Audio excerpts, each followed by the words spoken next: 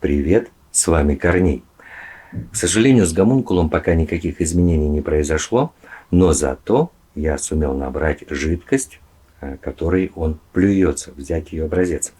И я собираюсь эту жидкость протестировать.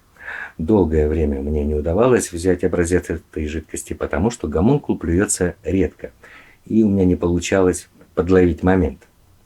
Но, наконец, все вышло, я набрал эту жидкость в шприц, вот она. Конечно, это не в чистом виде жидкость гомункула, это смесь с водой, но для наших тестов это сгодится. Итак, какие тесты мы будем проводить? Есть версия, что гомункул плюется кислотой, потому что когда один гомункул плюнул мне на руку, то на коже был такой своеобразный ожог. Ну, кислота это или нет, проверить достаточно легко. Надо измерить pH этой жидкости.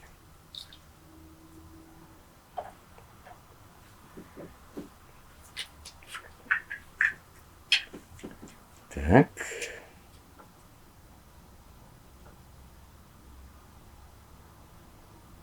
Восемь и три. Это не только не кислота, это даже слабощелочной раствор. И, кстати говоря, примерно такая среда у семенной жидкости. Ну, я хочу еще измерить и жесткость. Ну, просто так, потому что я люблю разные приборы. Кстати говоря, многие спрашивают, где я беру вещи для различных экспериментов. Что это за вещи? Специально для этого я создал еще один канал на YouTube, где делаю обзоры на эти интересные штучки. Ссылка на этот канал будет в описании к данному видео. И тот, кому интересно, может подписаться. Итак, измерим жесткость.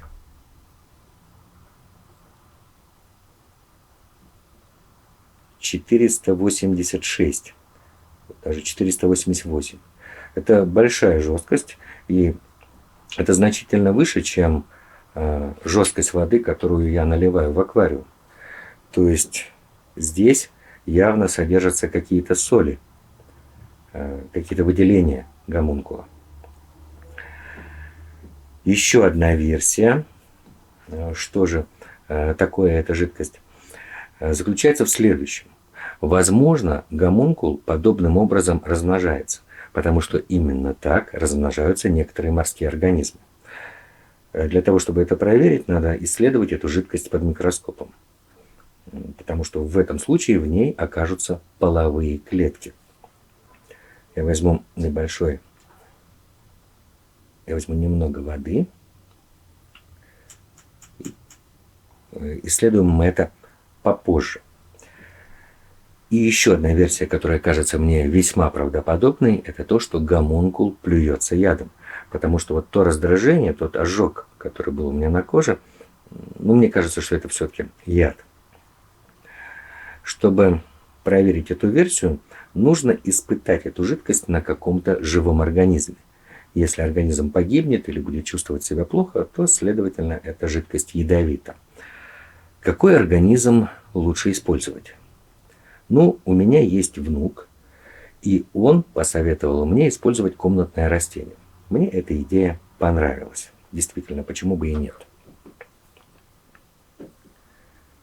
Я полью это растение данной жидкостью. И если в течение нескольких дней растение будет себя чувствовать хорошо, то, следовательно, гомункул не плюется ядом. Ну, а так это или нет, мы увидим позднее. И следует теперь приготовить образец для того, чтобы исследовать его под микроскопом. Ну, исследовать на наличие половых клеток. Так. Капля жидкости, которую мы взяли.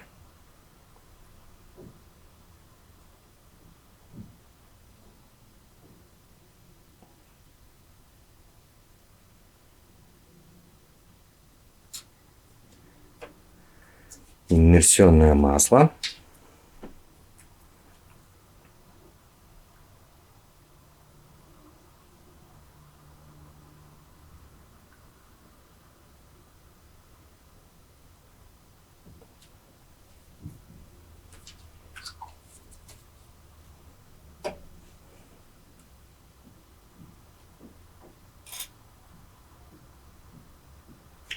И теперь осталось все это рассмотреть. Вот такую картинку мы наблюдаем. Это движение каких-то небольших частиц, но на сперматозоиды это совершенно не похоже. Хотя, кто знает, может быть, у гомункула половые клетки устроены совершенно иначе, чем у нас. Я затрудняюсь это как-то однозначно интерпретировать. Если кто-то знает, то напишите в комментариях. Как бы там ни было, я хочу подождать еще несколько дней, чтобы посмотреть на результаты эксперимента с растением. Ну что же, несколько дней ждать не пришлось. Прошел всего лишь 1 день с того момента, как я полил это растение жидкостью гомункула. Как вы видите, оно завяло. Причем, ведь я полил его совсем небольшим количеством этой жидкости.